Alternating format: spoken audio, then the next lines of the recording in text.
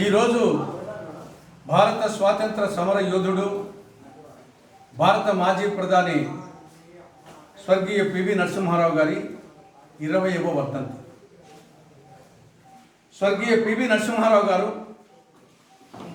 బహుముఖ ప్రజ్ఞాశాలి, బహుభాషా కోవిదుడు, గొప్ప పరిపాలనా దక్షుడు, కార్యదక్షుడు, అసలు సిసలైన కాంగ్రెస్ వాది.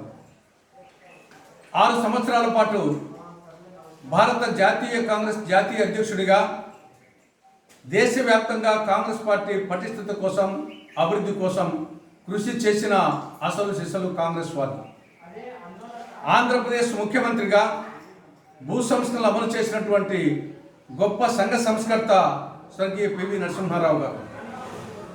5 సంవత్సరాల పాటు భారతదేశ ప్రధానిగా ఒక మైనారిటీ ప్రభుత్వాన్ని సుస్థిరంగా, సమర్థవంతంగా నడిపినటువంటి గొప్ప పరిపాలనా దక్షుడు, కార్యదక్షుడు, కార్యశీలుడు స్వర్గీయ పివి నరసింహారావు గారు. ఆయన ఆర్థిక మాంత్రికుడు. భారతదేశాన్ని ఆర్థిక సంక్షోభం నుండి గట్టెక్కించినటువంటి ఆర్థిక మాంత్రికుడు స్వర్గీయ పివి నరసింహారావు గారు.